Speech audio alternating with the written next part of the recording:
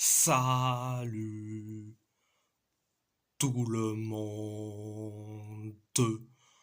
On va en parler sur ma liste du Portugal.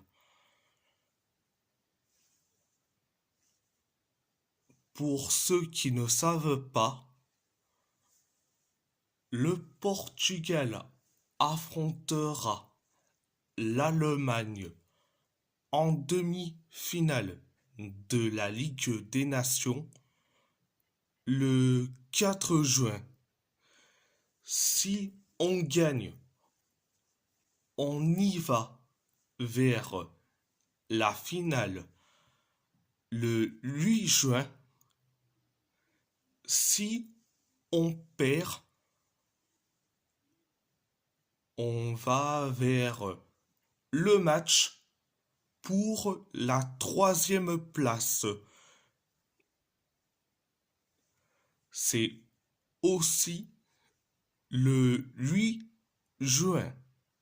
Donc, je vais faire ma liste au poste de gardien de but.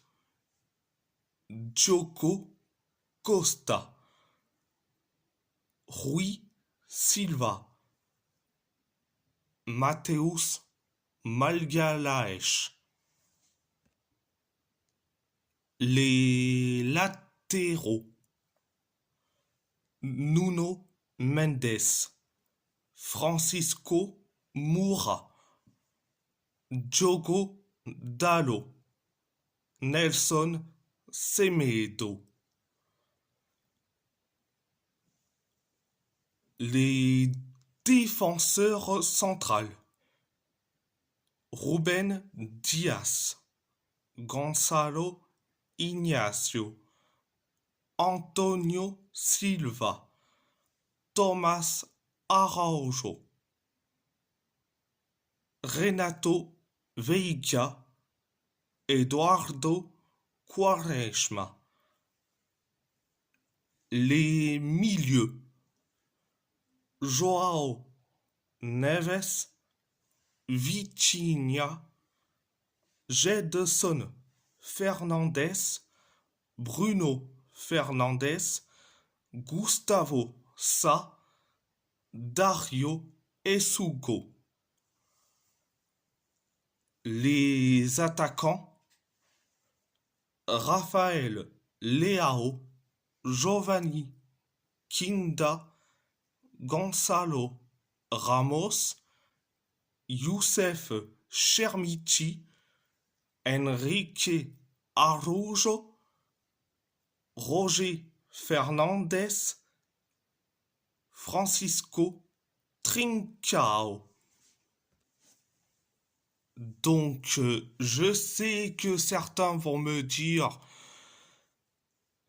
parmi tous les joueurs que tu as cités, Romain, il y en a ceux qui vont dans bientôt vers le mondial des clubs. Je sais, je sais ultra bien.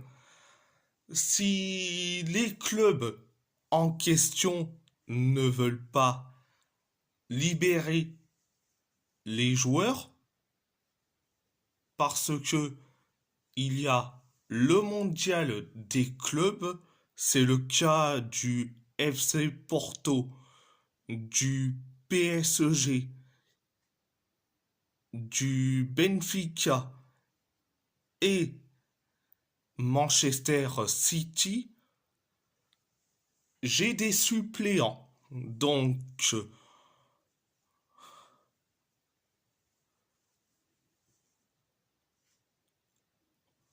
au poste de gardien, Diogo Souza, qui fait des excellents matchs avec Bodrum. Les latéraux: Francisco Chisumba, Leonardo Lelo. Eux, ils font des excellentes saisons. Que ça soit Chisumba avec le Sporting Braga et Leonardo Lelo avec Casapia. Défenseur central, Ruben Vezo, Alexandre Penetra, Philippe Relvache, Nuno Lima. Ruben Vezo qui fait une excellente saison avec Eyup Sport. Alexandre Penetra, lui, c'est la saison de confirmation, donc une excellente saison avec l'AZ Alkmaar.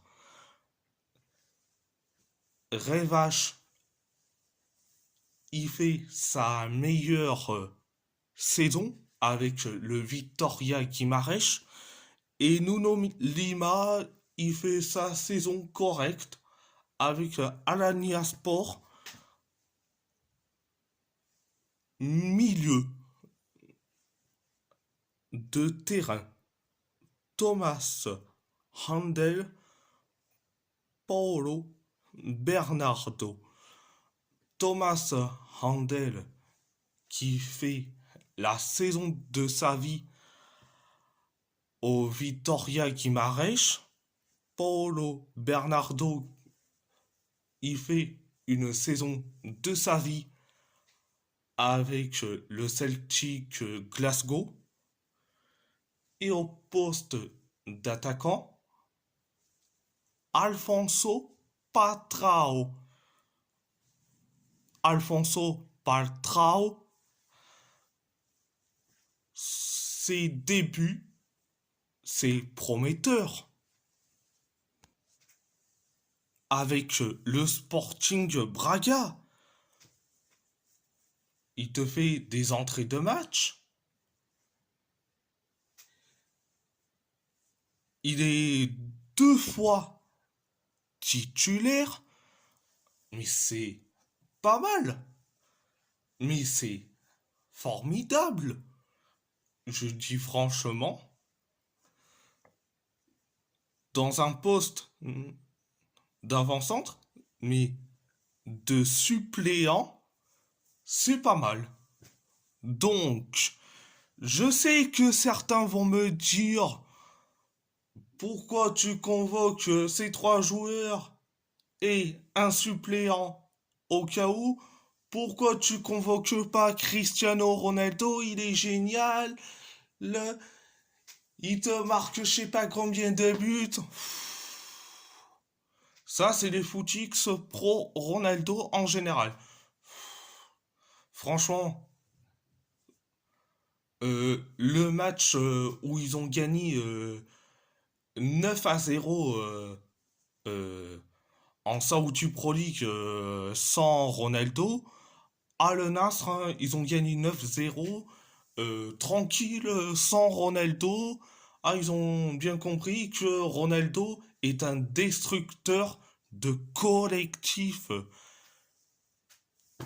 Donc, surtout son attitude lors du match face à Al Ittihad, où Ronaldo, il est en mode je trace ma route pendant que ses coéquipiers,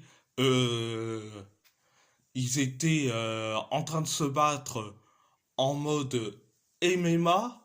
euh, il aurait dû être aux côtés de ses coéquipiers pour les faire calmer. Je dis pas qu'il doit participer à la bagarre, mais il doit calmer ses coéquipiers. Bon sang.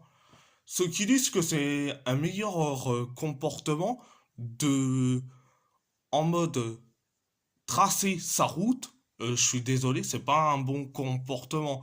Ce n'est pas digne d'un capitaine. Excusez-moi. Donc, Ronaldo, je n'en veux pas. Et en plus, on a des avant-centres, ce qu'il nous faut. Donc, voilà, voilà. Et si la vidéo vous plaît, abonnez-vous à ma chaîne YouTube, likez, commentez si vous avez envie ou pas, c'est votre choix. À part ça, je vous laisse et merci beaucoup et muito obrigado.